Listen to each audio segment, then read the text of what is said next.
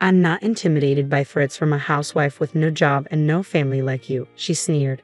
That's right, you're powerless, just like the trash you can't even handle. I get it now, she continued with a smirk. I'm moving out of this house. Good luck, homeless lady, her taunting voice echoed in my ears. I stood there, trying to process her words. This is a great chance for Frank to leave too, she added, turning to him. Come on, let's pack up your stuff and get out. Together, they marched to Frank's room, instructing him to gather his things. Originally, I had only planned to leave, but I never imagined Frank would be thrown out alongside me. My name is Amber, 27 years old, a housewife. I recently married a man named Tom, who is 30, 3 years older than me. At first, I thought he was mature, calm, and had an old soul. He often spoke fondly of his mother, which led me to believe he was a good man who valued his family. But it wasn't until after we were married that I discovered my husband's true nature. On our wedding day, as we exchanged vows, my mother-in-law was all smiles and kind words. I genuinely believed we would have a happy marriage. Shortly after, Tom suggested we move in with his mother, explaining that his father had passed away a few years ago and that he wanted to be close to her. Trusting him and thinking his mother was someone I could rely on, I agreed to the arrangement. But as soon as we were married, everything changed. Both my husband and mother-in-law revealed their true colors. Amber, hurry up and bring me some tea, and clean the bathroom and toilet. Now, my mother-in-law's once gentle voice became sharp and commanding as she barked orders at me. Was she trying to intimidate me, or was this her way of asserting dominance because of her age? She would constantly call out to me, her voice booming through the house, making me do all sorts of chores. But the most shocking revelation was discovering a man I didn't know in the kitchen one morning. I froze, not knowing what to do. Noticing my confusion, he introduced himself. I'm Frank, Tom's younger brother. I had never been told that Tom had a brother, let alone that we would be living with him. It was a startling surprise. Frank was the same age as me minus 27. I approached my mother-in-law, asking her why she hadn't mentioned him before. Oh, you mean Frank? Don't worry about him. He's just a recluse, she responded dismissively. I was stunned. How could she be so indifferent toward her own son? Calling him a ghost, she seemed content with just having Tom around, dismissing Frank as nothing more than a useless hermit who only left the house for grocery shopping. Her words left me disillusioned, shocked at how drastically she had changed since we got married. It was heartbreaking to see a mother discriminate against her own children. As an only child with no siblings to compare myself to, I couldn't fathom being treated this way by my own mother. My parents had already passed away, and I often envied those who still had their families. I longed for parents and children to at least get along. When Tom returned from work, I asked him about Frank, hoping that maybe there was more to their relationship. Just ignore him, Tom replied coldly. Pretend he doesn't exist. He won't bother you. His dismissive tone crushed me. How could he be so heartless, referring to his own brother as if he were nothing? My idealized image of Tom shattered, revealing a man with no real family bonds, a mere mama's boy. After finishing my chores, I went upstairs, regret washing over me. As I turned the corner, I bumped into Frank on his way to the bathroom. You married my brother, didn't you? Frank asked quietly. Yeah, I did, I replied, my voice heavy with uncertainty.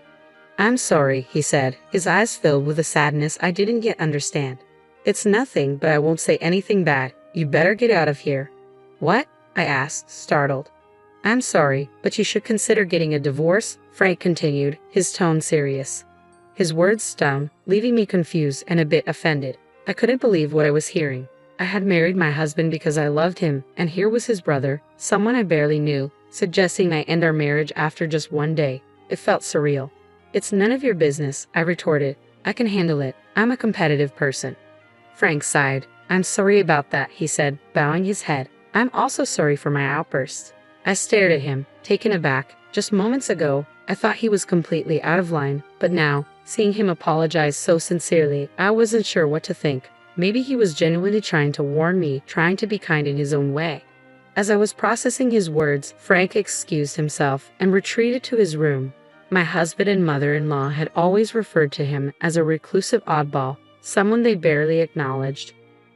But I found myself seeing him differently. He seemed like a decent person, polite even, nothing like the way they described him. The next morning, as I was setting the table for breakfast, Frank came downstairs to grab a drink. Good morning, Frank. I greeted him with a smile. Why don't you join us for breakfast? Good morning, Amber. Thank you for asking, he replied, but his glance quickly shifted to his mother. Amber, I'm not eating breakfast with that thing. Just serve the food. My mother-in-law snapped, her tone icy. Frank gave me a brief, apologetic look before quickly retreating to his room.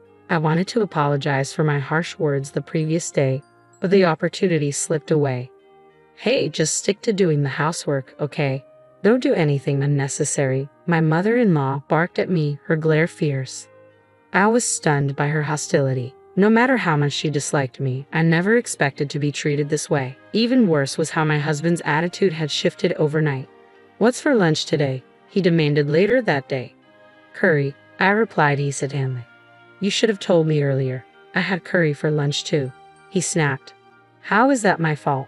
I thought, but I kept my mouth shut. Why didn't he call me to let me know? It seemed absurd.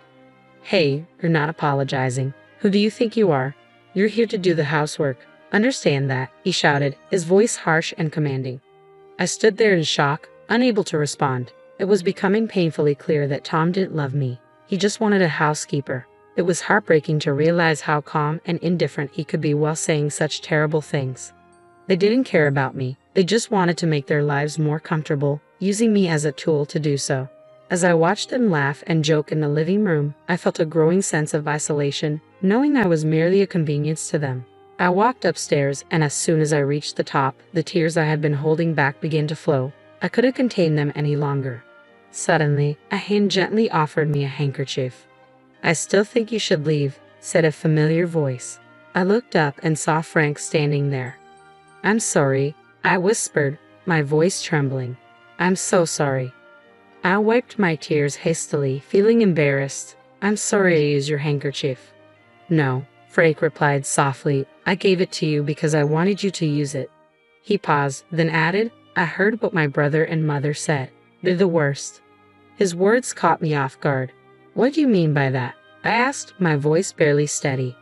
Frank sighed and shared something that made my heart sink. He told me that he had been in a similar situation before. Apparently, my husband had once been engaged to another woman, but she ran away just before the wedding because my mother-in-law and husband had treated her the same way they were treating me now. Hearing this, I felt a wave of relief, mixed with despair. It all made sense now. Their kindness before the marriage was just an act, a facade to keep the bride from fleeing. How could I have been so blind? I had trusted them, and now I felt utterly hopeless. But what could I do? I had nowhere else to go. I was just a housewife with no income and no means to leave. My husband and mother-in-law wouldn't even let me get a part-time job, let alone move out and rent a place of my own. I felt trapped, and all I could do was cry. Then Frank spoke again. If we keep talking here, it'll look suspicious. Let's meet at a coffee shop next time if you'd like. He handed me a piece of paper with his contact information on it. I nodded, slipping the paper into my pocket as he quietly returned to his room. Determined to regain control of my life, I decided that I had to leave this house. My survival had just begun. I'm going to the city office to take care of some things, and I'll stop by the supermarket on my way back. I told my mother-in-law as I prepared to leave. Don't even think about leaving any chores undone, she snapped, her eyes narrowing. But I had made sure everything was in perfect order before I left. As I walked at the door, she mumbled something about not accepting it if I was late for dinner. I pretended to agree and headed straight to the coffee shop where Frank and I had agreed to meet. Over coffee, I confided in Frank. I told him about my parents, how they were gone now, and how I couldn't rely on them anymore. I shared that I had canceled the lease on the house I was renting before the marriage and had quit my job, leaving me with nothing. But deep down, I knew I had to find a way out. This was just the beginning, and I was determined to survive. I told Frank that I would have to start my life over from scratch. It's hard to move out of the house under these circumstances, isn't it? The biggest obstacle is the work. I'm tied up with my mother-in-law and husband from early morning until late at night. Frank seemed deep in thought for a moment before asking, Amber, can you draw? I blinked, caught off guard. Ha! What do you mean? He smiled. I mean, can you draw? Like art? Well, yes, I replied hesitantly. I went to art school before. Really? That's great. Frank's eyes lit up. Just in time. There's a manga artist I know who's looking for an assistant. You can work remotely. But I don't have a computer right now, I said, feeling a bit deflated. No problem, Frank said reassuringly. I'll lend you mine. I have an extra one I'm not using. Really? Thank you so much, I exclaimed, surprised by his generosity. But why do you have an extra computer? What do you do for a living? Frank chuckled softly. It's kind of you to ask. You don't think I'm just a recluse, do you? No, not at all, I said quickly. You're always polite and well-groomed. I never thought that. He nodded. I work from home. I'm actually an engineer. I used to work for a company, but now I run my own business. I was astonished. Really? I had no idea you were a business owner. Yes, Frank continued. It's easier for me to manage things this way since I take on projects independently. We also have a few web designers as employees, but everything is done remotely.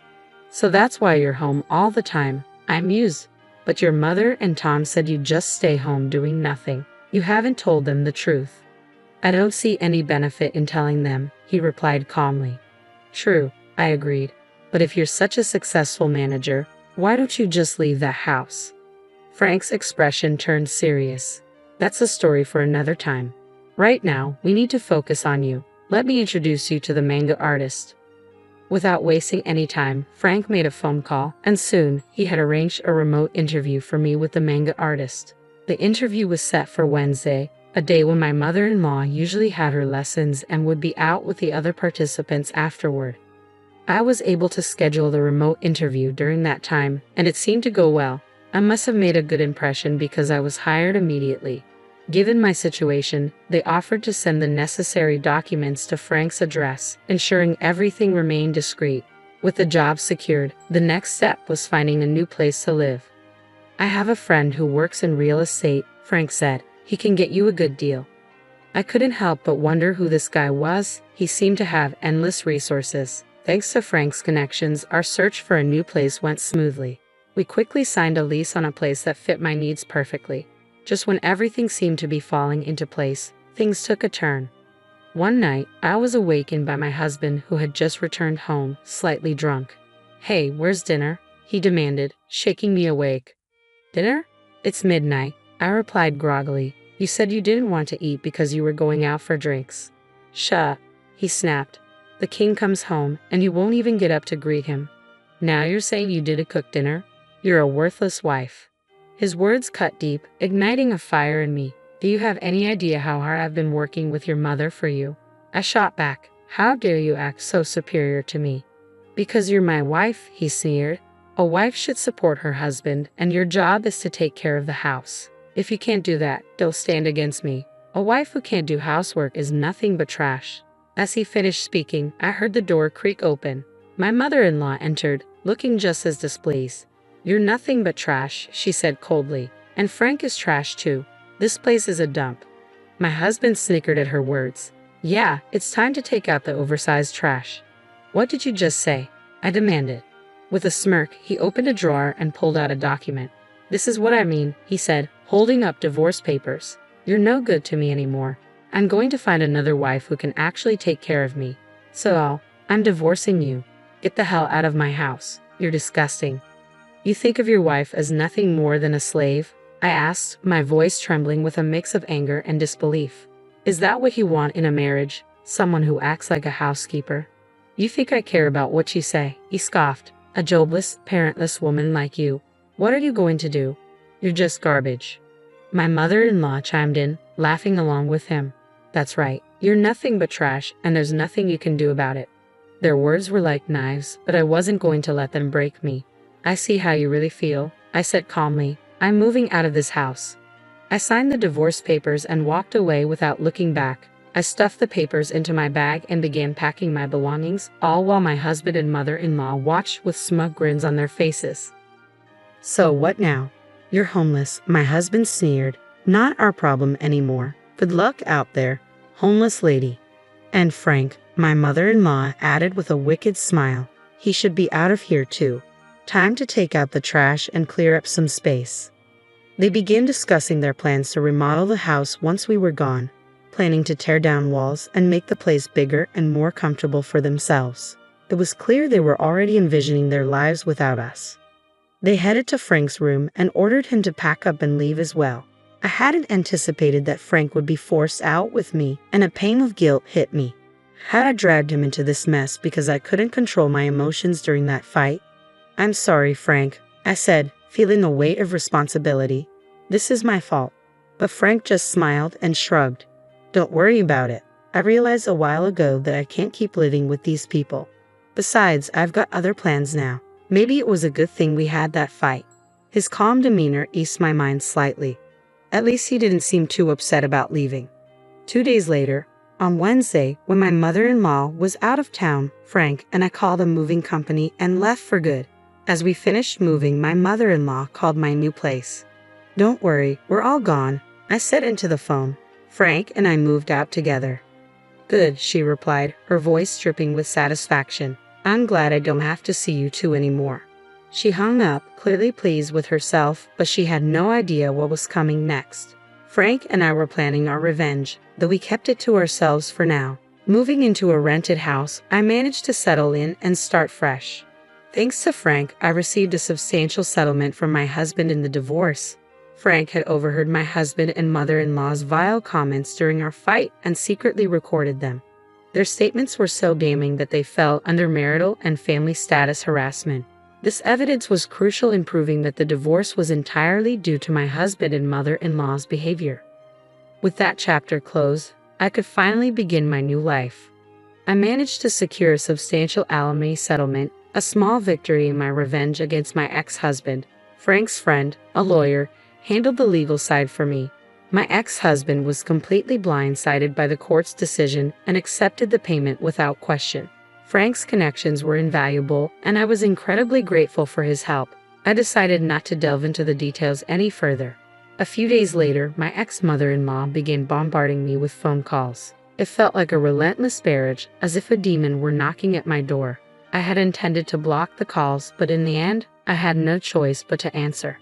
"Amber, where are you?" she demanded. "I'm not obliged to tell you anything. I'm a complete stranger now," I replied coolly. "Please, don't be like that. I'm calling because, where's Frank?" she asked, sounding desperate. "Why do you want to know where Frank is?" I inquired. "I'm trying to find him, but he's vanished," she said, frustration evident in her voice. "That's too bad. Maybe he doesn't want anything to do with you anymore," I taunted. The speaker crackled with irritation. "Stop being ridiculous. You two moved out together. You must know where he is." "I do know where he is, but I'm not telling you," I said defiantly. "Search for him yourself." "Where are you anyway?" she continued.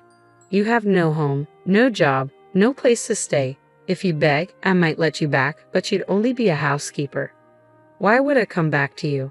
I retorted. "I have a job and a place to live now. There's no reason for me to return." "That's a lie." My ex-husband's voice broke through. He seemed astonished that I had managed to turn my life around so quickly. "I won't correct you," I said. "But if you call me again or show up, I'll call the police." "Wait a minute," he shouted as I hung up the phone. I promptly blocked both his and my mother-in-law's numbers.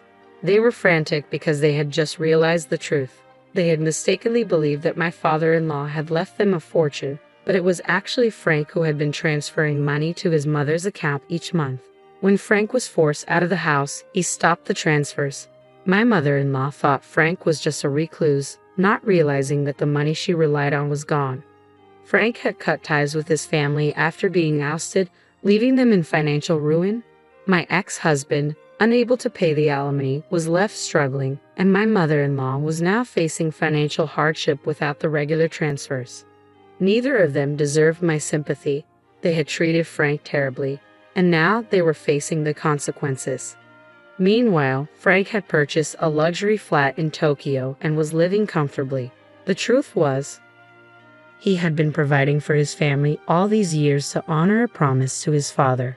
His father, who had passed away, had asked Frank to take care of his mother and brother despite their unkindness. Frank's dedication to his father's wish was both admirable and heartbreaking. He had endured so much to fulfill that promise, only to be mistreated by those he helped. When I met with Frank after moving out, he shared the story of his promise to his father. I agreed with his decision and hoped for his happiness. Despite the painful deception I had faced, Frank's support had been a beacon of hope. A year later, Frank proposed to me, and that's a story for another time. The drastic change in my life after my marriage ended was painful, but I was glad to have found happiness with someone as reliable as Frank. Life had presented its obstacles, but now happiness seemed within reach. Thank you for following my journey until the end. If you enjoyed this story, please subscribe to our channel. See you in the next video.